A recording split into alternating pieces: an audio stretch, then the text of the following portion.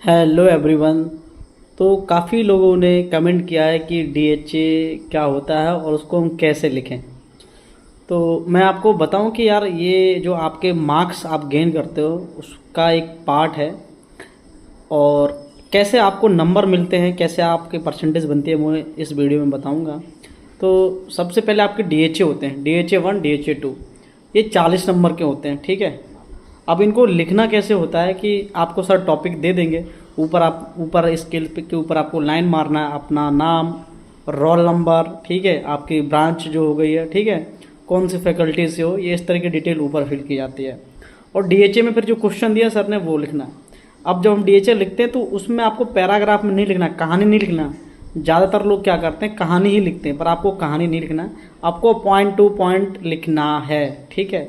कोई भी क्वेश्चन हो, कोई भी अगर मान लेते कोई बोलता है कि भाई कि आपका जो मोटर क्या होता है, तो आप उसको कैसे लिखे, motor is a device which is converting electrical energy into mechanical energy, ठीक है। ये आपके मोटर की डेफिनेशन हो गई। अब वहाँ पे आपको कहानी नहीं बनानी है, तो आपको पॉइंट टू पॉइंट लिखना है वहाँ पे, ठीक है। अब मैं बात करता हूँ कि नंबर कैसे मिलते हैं। तो डीएचए 1-2 होता है 40 नंबर का, यानी कि दोनों में जो डीएचए अच्छा होगा वो आपका काउंट किया जाएगा। मान लो डीएचए फर्स्ट में आपके नंबर आ गए 30 और डीएचए 2 में नंबर आपके आ गए 35, तो आपका जो बेस्ट डीएचए होगा वो काउंट किया जाएगा, ठीक है। तो डीएचए 1-2 का मतलब ऐसा नहीं है कि आपका हाफ सेमेस्टर होता है, हाफ सेमेस्टर 3 महीने का, तो उसमें जो जितने भी डीएचए कंसीडर किए जाएंगे उनको फर्स्ट डीएचए बोलते हैं, और सेकेंड हाफ होता है उसमें जितने डीएचए कंसीडर किए जाएंगे उनको बोलते हैं डीएचए 2।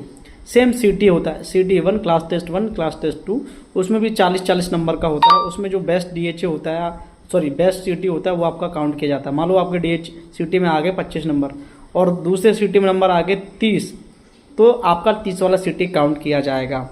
इसी तरह आपका असाइनमेंट होता है, असाइनमेंट एक ही होता है, असाइनमेंट के नंबर टीचर के ऊपर डिपेंड करता है कि वो असाइनमेंट के कितने नंबर आप उसको देने हैं।